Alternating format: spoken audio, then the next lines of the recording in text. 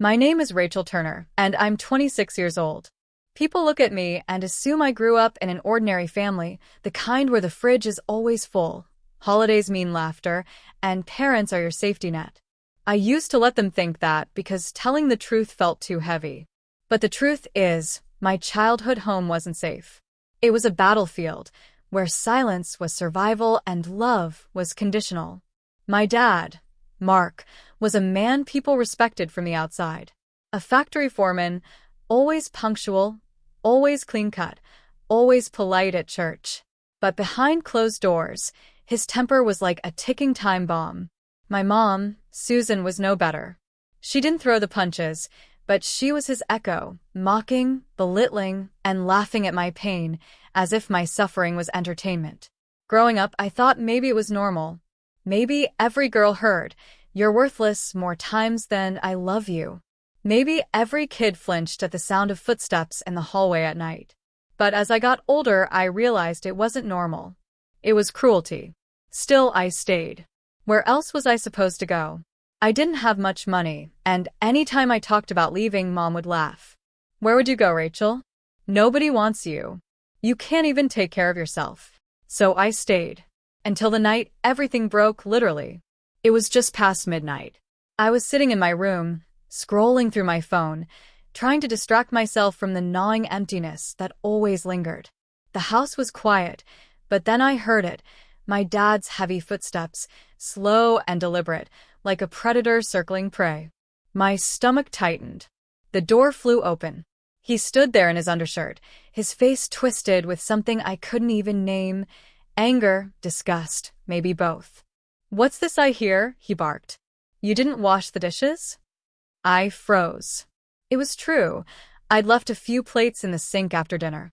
My chest tightened, my breath shallow. I was going to. But the words barely left my mouth before his fist connected with my side. The pain was immediate, white-hot, stealing the air from my lungs. I collapsed onto the bed, clutching my rib. "Dad, please," I gasped. But he wasn't listening. He swung again, his knuckles slamming into my back.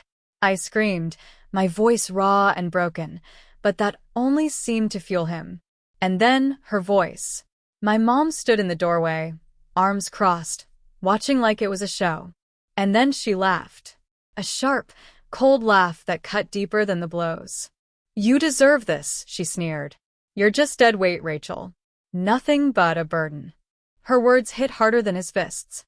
My vision blurred, my body trembling as I curled in on myself.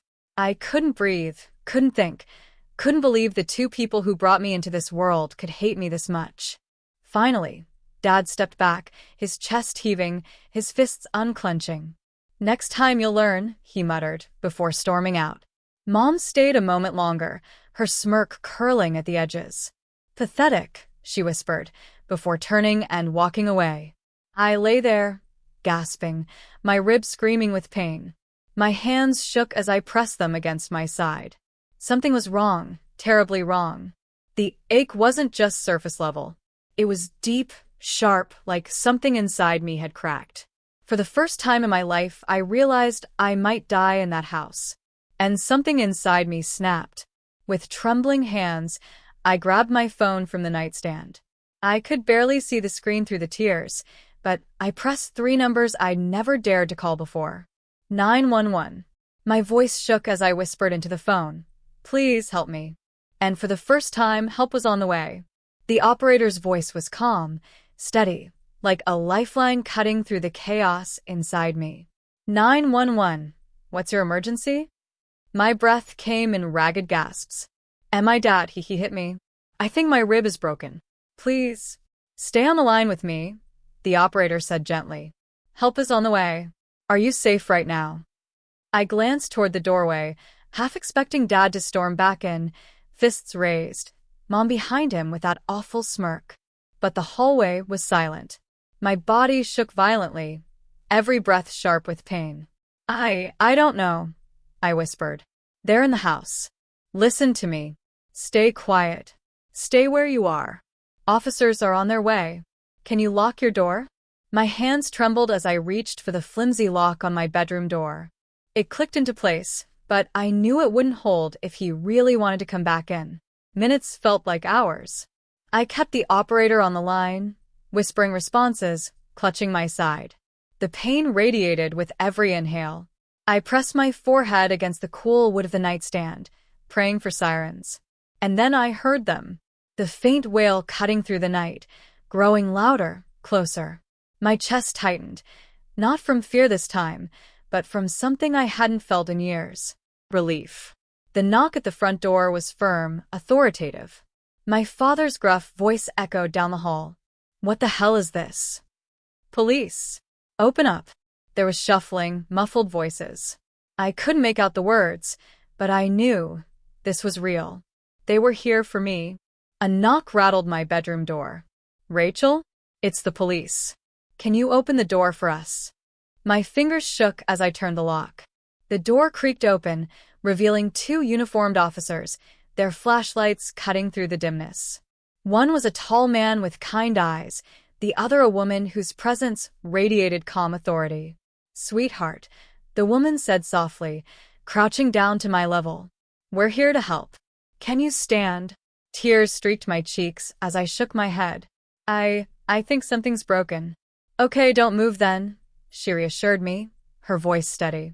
She radioed for paramedics, her hand hovering near mine but not touching until I nodded. "You did the right thing calling us." Behind them, I saw my dad pacing in the hallway, his face red with fury.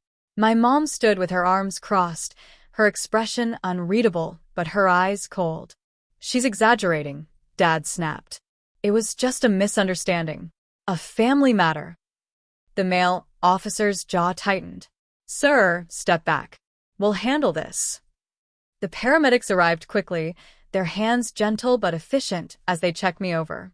When they touched my side, I cried out, the pain searing.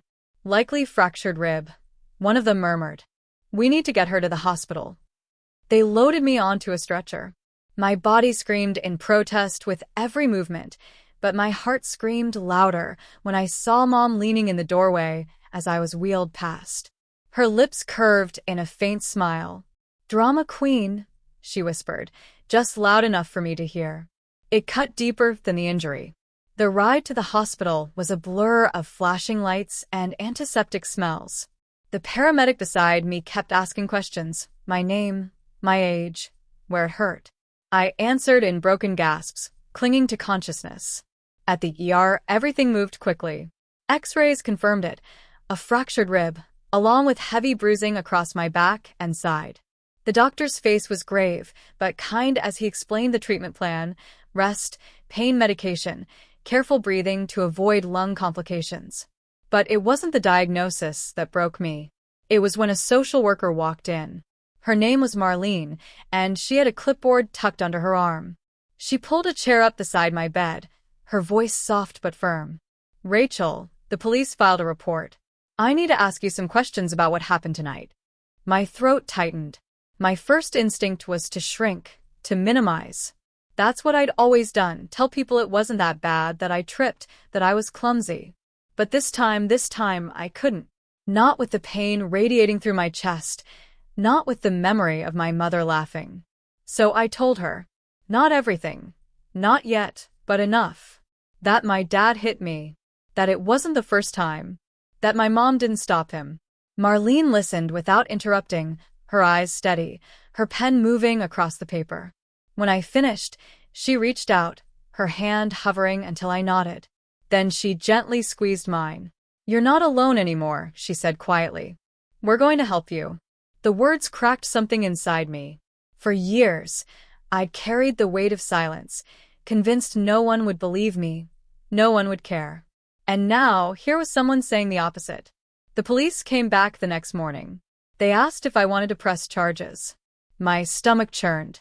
The thought of standing against my father, against my family, terrified me. But then I remembered his fists. I remembered my mother's laughter. And I remembered how close I'd come to not waking up at all. "Yes," I whispered. My voice shook, but the word was firm. "I want to press charges." The officer nodded. "We'll move forward. You did the right thing."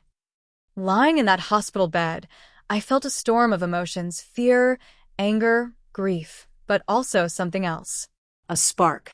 A tiny ember of strength I hadn't felt before. Because for the first time in my life, I wasn't just surviving.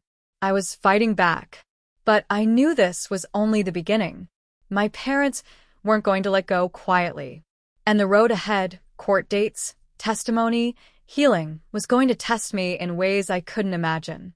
Still, as I lay there, hand pressed gently against my bandaged side, I knew one thing for certain. I wasn't going back. Not to that house. Not to that prison of fists and laughter. I had made the call that saved me once. And now I was going to keep saving myself again and again until I was free. The hospital felt like both a prison and a sanctuary. I hated the sterile walls, the constant beeping of machines, the way the fluorescent lights seemed to leach the color from everything. But at the same time, I knew I was safe here. My father couldn't barge in and hit me again. My mother couldn't stand at the doorway laughing. The nurses and doctors were my shield, and for the first time in years, I felt like someone was watching over me. But the safety was fragile. The morning after I agreed to press charges, I woke to the sound of raised voices in the hallway. My chest tightened immediately. I recognized one of them. My mother. "I want to see my daughter," she snapped, her tone sharp enough to cut glass. A nurse's calm reply followed. "Ma'am, you're not on the approved visitor list." "She's my child," Mom barked. "You can't keep me from her." I pulled the blanket tighter around me, my heart racing. Even here, she was trying to push her way in. Even here, she was trying to control the narrative. The door cracked open and Marlene, the social worker, stepped in. Her expression was firm but gentle. "Rachel, your parents are in the waiting room. Do you want to see them?" The question felt like a knife twisting in my chest. Did I want to see them? Part of me longed for them to walk in, apologize, promise to change. But the other part, the part still aching with every breath from my broken rib, knew better. "No," I whispered, my voice shaking. "I don't." Marlene nodded, closing the door behind her. Through the thin walls, I could hear Mom's voice rising, Dad's lower rumble joining in. But after a while, the sounds faded. They were gone. For now. Later that afternoon, my phone buzzed on the tray table beside me. A text notification flashed. "You've made a huge mistake." No name, but I didn't need one. It was Dad. Another text followed seconds later. "Families don't betray each other. You'll regret this." My hands trembled as I put the phone down. I wanted to block the number, but part of me knew I'd need every message, every threat for evidence. The police came by again that evening. The female officer, the same one who had crouched beside me that night, spoke gently. "Rachel, we've taken your statement. Your father has been arrested and charged with assault. There will be a hearing soon. Do you feel safe testifying?" The word safe felt foreign on my tongue. Could I really stand in front of strangers and recount every blow, every word? Could I look my father in the eye and say, "Yes, he did this"? "I'll do it," I said quietly. My hazel eyes burned with tears, but my voice didn't waver. "He has to answer for what he's done." The officer nodded, her face a mixture of compassion and pride. "We'll be with you every step of the way." The next few days blurred together. Pain meds dulled the sharpest edges of my injury, but not the weight pressing on my chest. Word spread quickly in our small town. By the third day, I had messages from cousins, neighbors, even old classmates. Some were supportive. "I'm so sorry you went through this.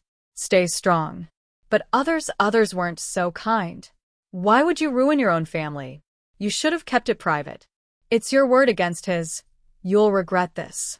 The shame threatened to smother me. My parents had always been skilled at keeping up appearances, and now I was the one airing dirty laundry. It felt like the whole world was staring, judging. One night, unable to sleep, I sat up in bed and stared at the ceiling. My rib throbbed with every breath, but it wasn't the physical pain that kept me awake. It was the weight of choice. If I went through with this, there was no going back. My family would never forgive me. My parents would hate me forever. And yet, hadn't they already made it clear that their love was conditional, if it existed at all? Marlene visited the next morning. She pulled up a chair, her voice calm. Rachel, you're going to face resistance. People may not believe you. Your parents will push back hard. But this is your life. You deserve to be safe. You deserve to be heard. Her words sank into me like sunlight breaking through clouds. For years, I'd been told I was nothing but dead weight. Now, someone was telling me I mattered. When the day of the preliminary hearing came, I dressed carefully in the clothes Aunt Linda had brought me, a navy blue blouse, black slacks, and flats. My ribs still ached, but I stood as straight as I could. Walking into the courthouse felt surreal. The smell of old paper and polished wood, the echo of footsteps in the halls, it all pressed down on me. When I entered the courtroom, my eyes immediately found them. Dad, sitting stiffly in a suit, his jaw clenched, his eyes burning holes into me. Mom, at his side, her arms crossed, her lips curled into a smirk that made my stomach churn. When the judge entered and the proceedings began, I felt my knees weaken. But then I remembered Marlene's words. You deserve to be heard. When it was my turn, I stood. My voice shook at first as I described that night. The door slamming open, the fists, the laughter, the pain, the betrayal. But as I spoke, something shifted. My voice grew steadier, stronger. Every word was a release, a piece of truth I'd carried alone for too long. The courtroom was silent when I finished. My father's lawyer tried to paint me as dramatic, emotional, exaggerating. But the x-rays didn't lie. The doctor's testimony didn't lie. The paramedics didn't lie. When the judge ordered my father held over for trial, I felt something I hadn't in years. Vindication. But the victory was short-lived. As I left the courthouse, my mother brushed past me, her words a venomous whisper only I could hear. You think you've won? You've just declared war, Rachel. And trust me, you'll lose. Her threat clung to me like smoke, choking me, even as I walked into the sunlight. That night, back in my hospital bed, I stared at the ceiling again. My rib throbbed, my body exhausted, my mind reeling. But deep inside, beneath the fear and doubt, something fierce burned. Because maybe she was right. Maybe I had declared war. But for the first time in my life, I wasn't the one cowering in the corner. For the first time, I was fighting back. The morning after the hearing, I woke up to my phone buzzing nonstop. Notifications stacked on top of each other, missed calls, texts, even Facebook messages from people I hadn't spoken to in years. At first, I thought maybe it was support. Maybe word had spread, and people wanted to check on me. But as I scrolled, my stomach dropped. Why are you doing this to your parents? Your dad worked so hard for you, and this is how you repay him. Families have fights. You don't put your dad in jail for it. You're sick, Rachel. Get help. Message after message. People defending them. People who had no idea what went on behind closed doors. People who thought my parents were pillars of the community. I dropped the phone on the blanket, my hands trembling. My rib ached sharply when I moved, but it was nothing compared to the ache in my chest. The shame, the disbelief. How could they all side with him? With her? A nurse walked in to check my vitals. She glanced at the phone, the notifications still popping up, and then at me. You don't have to read those, she said gently. My voice cracked. They all think I'm lying. The nurse's expression softened. You know the truth. That's what matters. Don't let their ignorance take that from you. But it was hard. Every message felt like another weight pressing down on my chest, another reminder of how alone I was. That afternoon, Aunt Linda came to visit. She wasn't technically my aunt. She was Mom's cousin. But she'd always been kind to me growing up. She hugged me carefully, mindful of my injury. I believe you, she said firmly before I could even open my mouth. Don't let anyone make you think otherwise. Tears blurred my vision. They're all turning against me, even people I thought were my friends. Linda sighed, brushing my hair back from my face like she used to when I was little. Your parents have had years to build a story about who they are. To everyone else, they're the perfect couple. But you and I know the truth. And now the truth is finally coming out. That scares them. Her words were a bomb, but they couldn't stop what came next. The harassment escalated. Anonymous calls in the middle of the night. Notes slid under the hospital door. Drop the charges. Blood is thicker than water. You'll regret this. The police traced some of it back to my parents' friends, but proving anything concrete was tricky. Still, it rattled me. Every shadow in the hallway, every unfamiliar number on my phone made my pulse spike. When I was finally discharged from the hospital, I didn't go back home. I couldn't. The thought of stepping foot in that house, of sleeping in the same room where my rib was broken, it made me sick. Instead, Aunt Linda opened her guest room to me. Her home was small but warm, filled with the scent of lavender candles and the sound of wind chimes outside. For the first time in weeks, I slept without fear of footsteps storming down the hall. But peace was short-lived. One evening, as Linda and I were finishing dinner, a loud knock rattled the door. My heart leapt into my throat. Linda rose, frowning, and peeked through the curtain. Her face tightened. "It's your mom." I froze. Don't let her in." But Mom's voice carried through the door. "Rachel, open up. We need to talk." Linda opened the door just a crack, standing firm. "Susan, you need to leave. Rachel doesn't want to see you." Mom's eyes blazed as she tried to peer past Linda. "You're poisoning her against us. She's our daughter." Linda's voice was steady.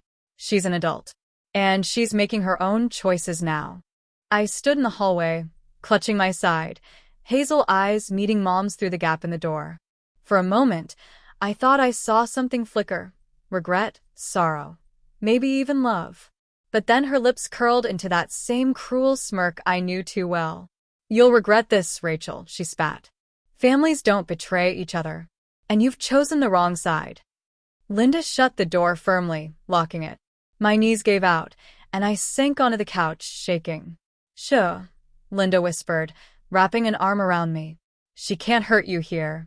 But her words echoed in my head long after Mom left. "You'll regret this." The trial date was set for 6 weeks later. In the meantime, my parents weren't quiet. They spread rumors in town about me being unstable, about me lying for attention, about me being ungrateful. They told anyone who would listen that I was exaggerating, that Dad had just lost his temper for a moment. The hardest part wasn't strangers doubting me. It was people I loved. A cousin I grew up with posted on social media, "Rachel is tearing this family apart." An old friend from school messaged me, "I don't know what to believe anymore." I wanted to scream, to shake them and say, "Believe the bruises. Believe the x-rays. Believe me." Instead, I poured my energy into preparing. The prosecutor assigned to my case met with me weekly. We went over every detail, my testimony, the medical reports, the police statements. Every time I told the story, it hurt, but it also made me stronger. Because this time, my voice wasn't falling into silence. This time, people were listening. One night, after a long meeting with the prosecutor, I sat on Aunt Linda's porch, staring at the stars. My ribs still ached, but the pain was duller now, manageable. I sipped tea slowly, letting the warmth calm my nerves. Linda joined me, sitting quietly before speaking. "Rachel, I know this feels impossible, but you're not the girl who cowered in that house anymore. You've survived the worst, and now you're building a new life." Her words wrapped around me like a blanket. For the first time, I let myself imagine a future beyond this trial. A future where I wasn't defined by fists and laughter, but by strength. But deep down, I knew Mom wasn't done. And when she struck next, it wouldn't just be with words. The days leading up to the trial felt like walking across a minefield. I never knew when or how the next explosion would hit, but I knew it was coming.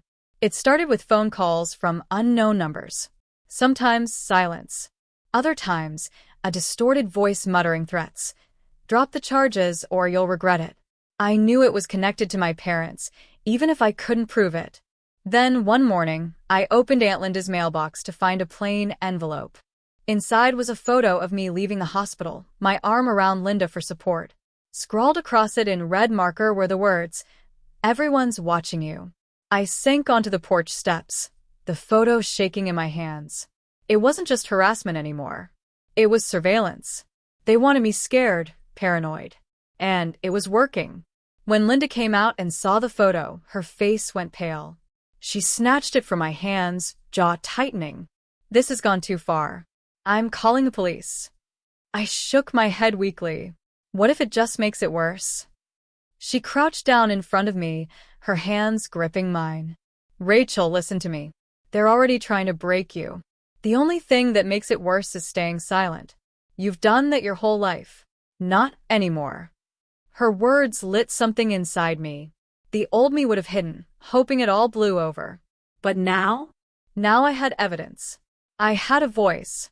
And I wasn't going to let them bury me again. The police took the photo and the envelope, adding it to the growing stack of evidence.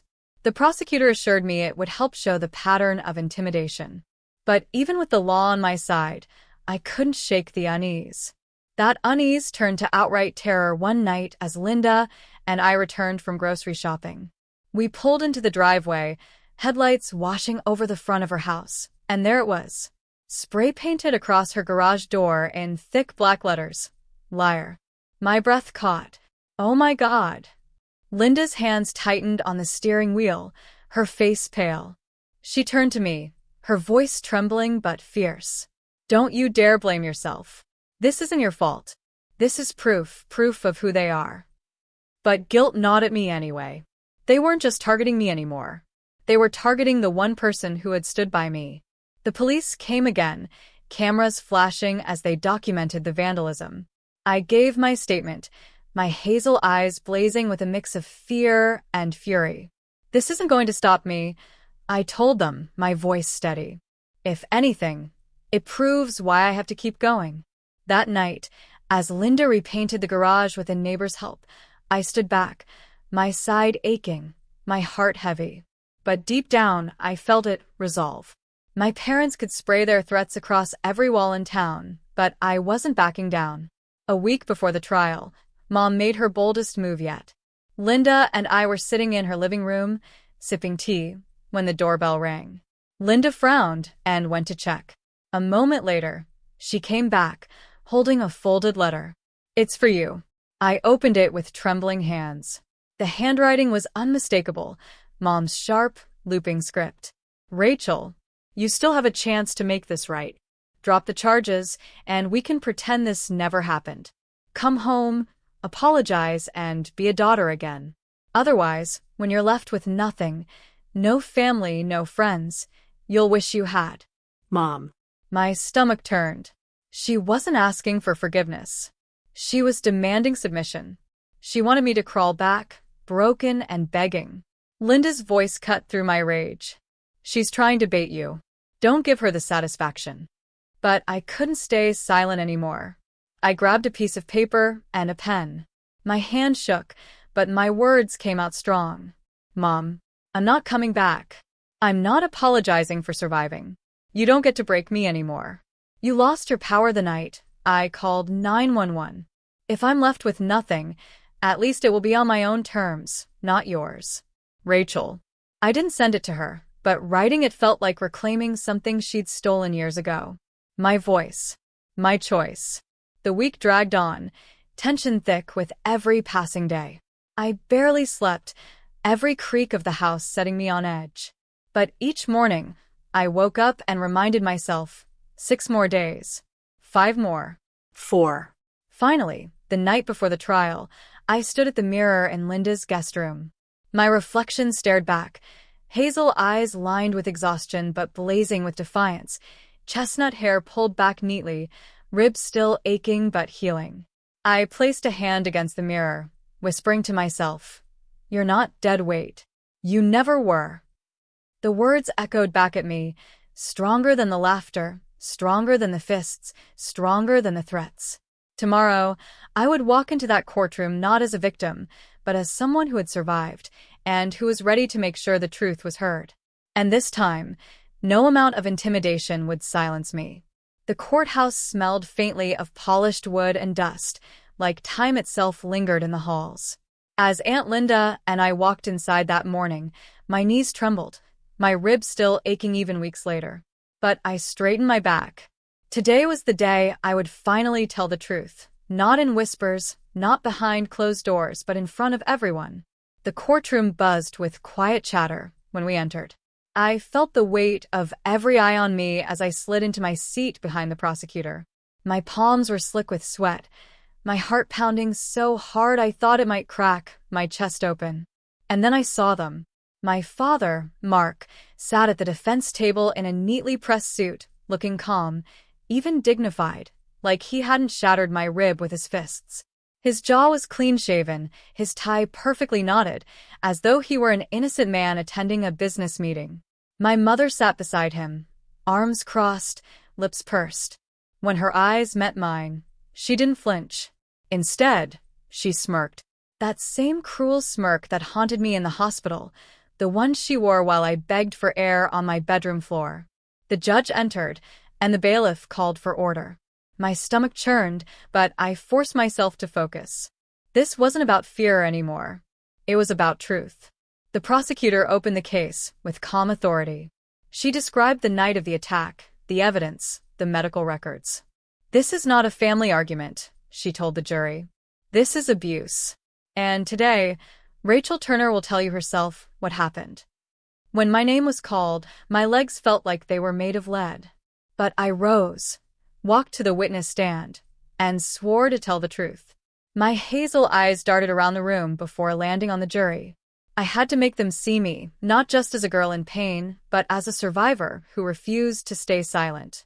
The prosecutor's questions started gently. "Rachel, can you describe what happened on the night of June 12th?" I swallowed hard, my hands gripping the edge of the stand. I was in my room on my phone. My dad came in, yelling about dishes I hadn't washed. Before I could answer, he hit me. Hard. In my side. I fell onto the bed. He kept hitting me. I couldn't breathe. I thought I was going to die. A murmur rippled through the courtroom. My voice trembled, but I pressed on. And what happened next? My mom came to the doorway. She laughed. She told me I deserved it, that I was just dead weight. My throat tightened, tears burning at the corners of my eyes. The pain was unbearable. I knew something was broken. That's when I called 911. The prosecutor nodded gently. "Rachel, why did you call 911 that night when you hadn't in the past?" I lifted my chin, my voice steadier now. Because I finally realized they weren't going to stop. I wasn't safe in that house. I had to save myself.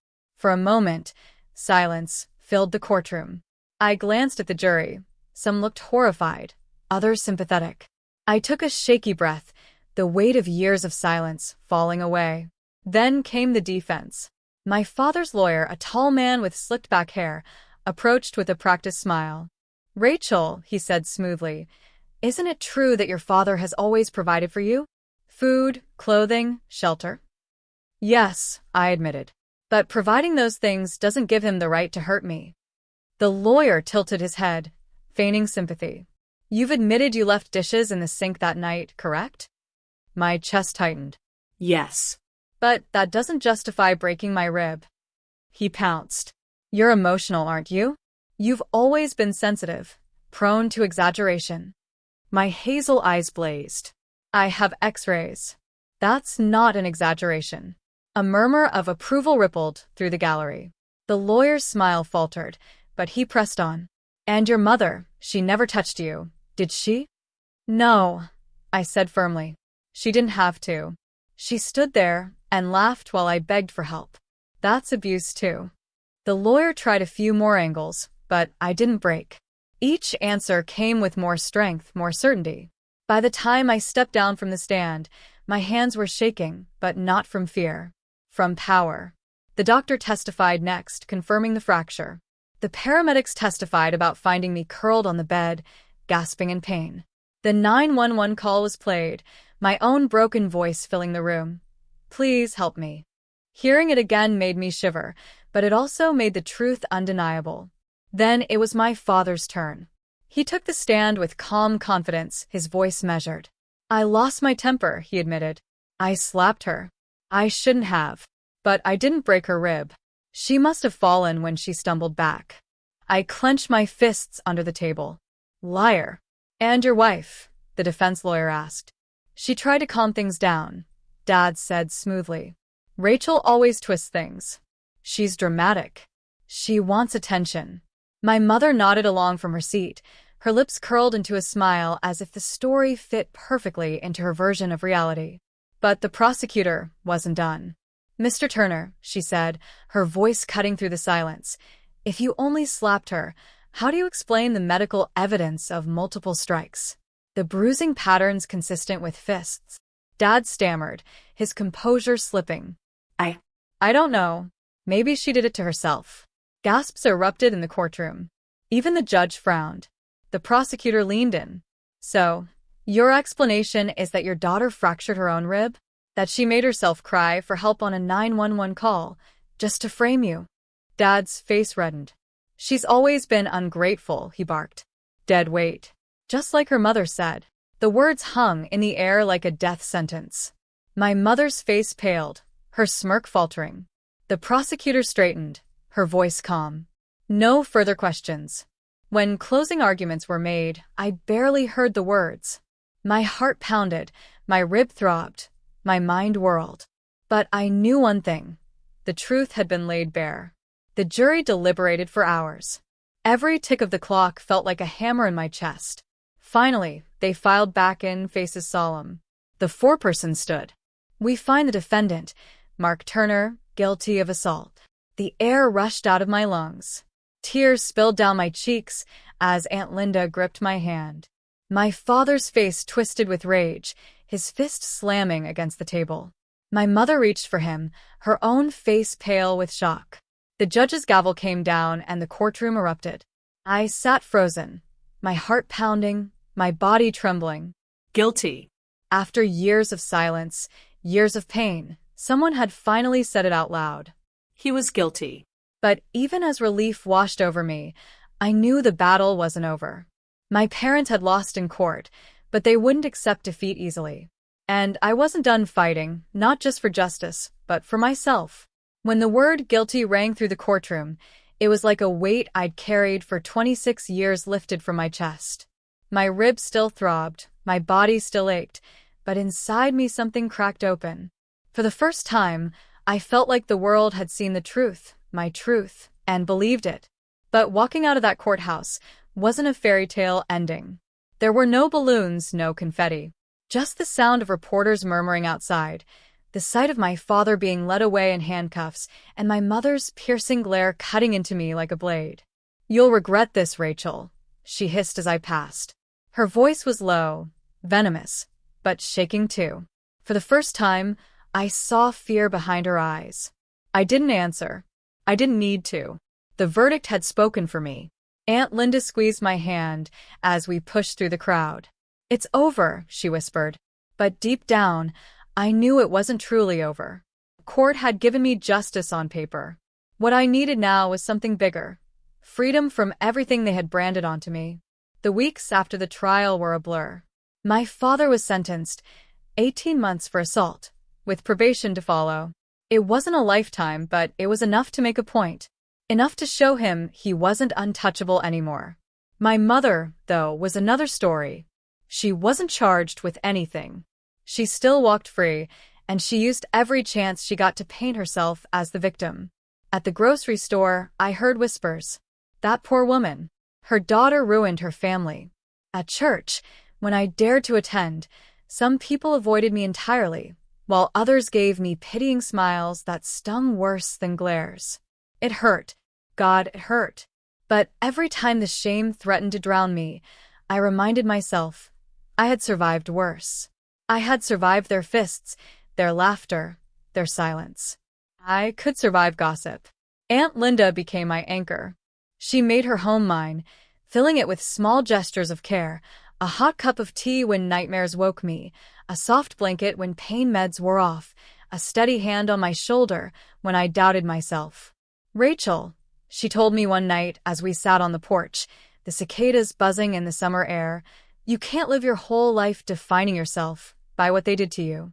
You've been brave enough to survive them. Now be brave enough to imagine more. Her words stayed with me. For years, I had thought of myself as nothing but dead weight, just like Mom said.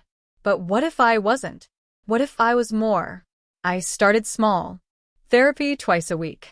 At first, the sessions left me raw, exhausted.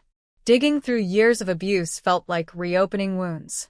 But slowly, the counselor helped me stitch myself together again. "You are not what they told you," she said, over and over until I almost believed it. "You are not their cruelty. You are your strength." I took walks every morning, letting the sun soak into me, reminding myself there was a world beyond dark bedrooms and slammed doors. I began journaling, pages and pages of memories, pain, anger, but also hope. Seeing my words on paper was like pulling poison from my veins. And then came the day I faced my mother one last time. It was at the grocery store.